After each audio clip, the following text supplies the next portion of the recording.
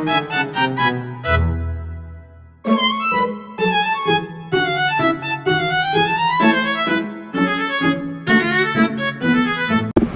assalamualaikum warahmatullahi wabarakatuh. Perkenalkan, nama saya Ilham Saputra Setia Berhadi dengan NIM 24108020042 akan mempresentasikan tugas video matematika ekonomi yang bermateri tentang fungsi linear.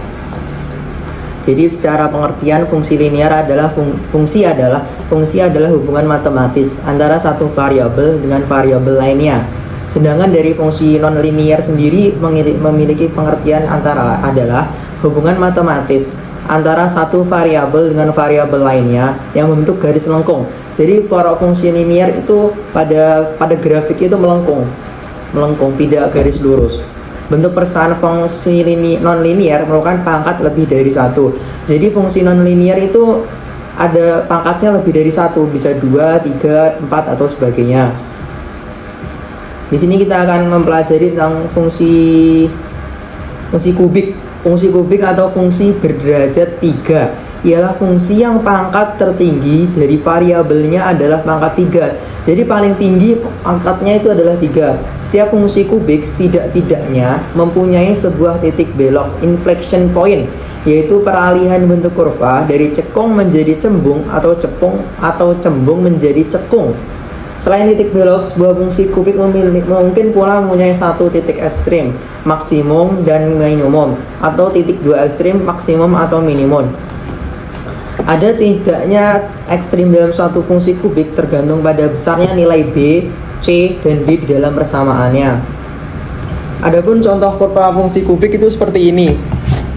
Seperti ini fungsi kurva kubik. Oke, lanjut. Adapun penerapan fungsi non-linear, penerapannya di dalam bidang matematika ekonomi ada permintaan, penawaran, dan keseimbangan. Selanjutnya ada fungsi biaya, fungsi penerimaan, keuntungan, kerugian, dan pulang pokok. Yang pertama, permintaan, penawaran, dan keseimbangan pasar. Selain dari bentuk fungsi linear, permintaan dan penawaran dapat pula berbentuk fungsi non-linear. Fungsi permintaan dan fungsi penawaran yang kuadratik dapat berupa potongan lingkaran, potongan elips, potongan hiperbola, maupun potongan parabola. Cara menganalisa keseimbangan pasar untuk permintaan dan penawaran yang non-linear sama seperti halnya dalam kasus yang linear. Keseimbangan pasar ditujukan oleh kesamaan QD sama dengan QS pada perpotongan kurva permintaan dan kurva penawaran. Terus ada juga pengaruh pajak dan subsidi. Analisis pengaruh pajak dan subsidi terhadap keseimbangan pasar juga sama seperti pada kondisi linear. Pajak atau subsidi menyebabkan harga jual yang ditawarkan oleh presiden berubah, tercermin oleh berubahnya persamaan penawaran, sehingga harga keseimbangan dan jumlah keseimbangan yang tercipta di pasar pun berubah. Pajak menyebabkan harga keseimbangan menjadi lebih tinggi dan jumlah keseimbangan menjadi lebih sedikit. Sebaliknya, subsidi menyebabkan harga keseimbangan menjadi lebih rendah dan jumlah keseimbangan menjadi lebih banyak. Seperti contoh, apabila kita membeli gas LPG kan itu sudah disubsidi, maka itu bisa membantu masyarakat.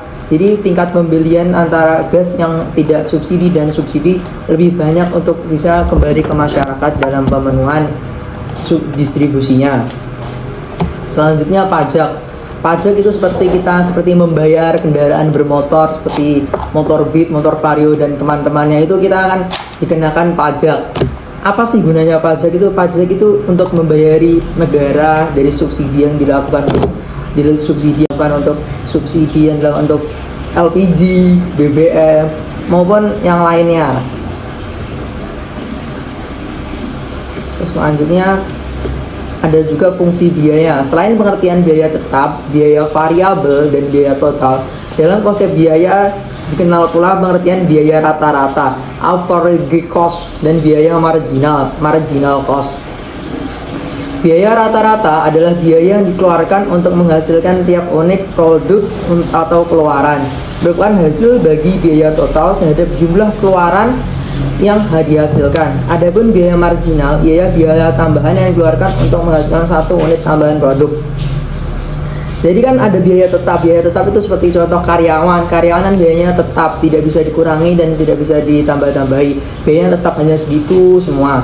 Terus ada biaya rata-rata, biaya ini biasanya tiap unit untuk produk ruangan. Jadi satu unit produk itu bisa menghasilkan misalnya 500.000 itu bisa rata-rata bisa menghasilkan berapa unit seperti itu. Terus ada pun contoh soal dalam rumus titik ekstrim parabola C. Contoh soal, biaya total yang dikeluarkan oleh sebuah perusahaan ditunjukkan oleh persamaan C sama dengan 2Q kuadrat dikurangi 24Q tambah 102. Terus selanjutnya, pada tingkat produksi berapa unit biaya total ini minimum? Hitunglah besarnya biaya total minimum tersebut. Hitung pula besarnya biaya tetap, biaya variabel, biaya rata-rata, biaya tetap rata-rata dan biaya variabel rata-rata pada tingkat produksi tadi. Seandainya dari kedudukan ini produksi dinaikkan dengan 1 unit, berapa besarnya biaya marginal? Pembahasan soal dari fungsi biaya adalah seperti berikut. Biaya total yang dikeluarkan oleh sebuah perusahaan ditunjukkan persamaan C 2Q kuadrat dikurangi 24Q tambah 102. Pada tingkat produksi, berapa total C minimal? Hitunglah besarnya biaya total minimal tersebut. Hitung pula besarnya biaya tetap, biaya variabel, biaya rata-rata, biaya tetap rata-rata pada tingkat produksi tadi. Nah, apabila kedudukan produksi dinaikkan 1 unit, berapa biaya marginalnya? Pembahasan. Berdasarkan pada titik ekstrim parabola, C minimum terjadi pada Q sama dengan min B per 2A sama dengan min 24 per 4 sama dengan 6. Besarnya C min sama dengan 2Q kuadrat dikurangi 24Q tambah 102 sama dengan 2 dalam kurung 6 kuadrat dikurangi 24 kali 6 tambah 102 sama dengan 30. Selanjutnya pada Q sama dengan 6, FC sama dengan 102, VG sama dengan 2Q kuadrat dikurangi 24Q sama dengan 2 dalam kurung 6 akar pangkat 2 dikurangi 24 dalam kurung 6 sama dengan min 72. AC sama dengan C per Q sama dengan 30 per 6 sama dengan 5. AVC sama dengan VC per Q sama dengan min 72 per 6 sama dengan min 12. AVG sama dengan VC per Q sama dengan 102 per 6 sama dengan 17. Jika Q sama dengan 7, C sama dengan 2 dalam kurung 7 akar 2 pangkat 2 dikurangi 24 dalam kurung 7 tambah 102 sama dengan 32. Jadi MC biaya marginalnya adalah delta C sama dengan delta Q sama dengan 32 kurangi 30 per 7 per 6 sama dengan 2. Jadi untuk menaikkan produksi dari 1 unit dibutuhkan 2. Sekian, terima kasih.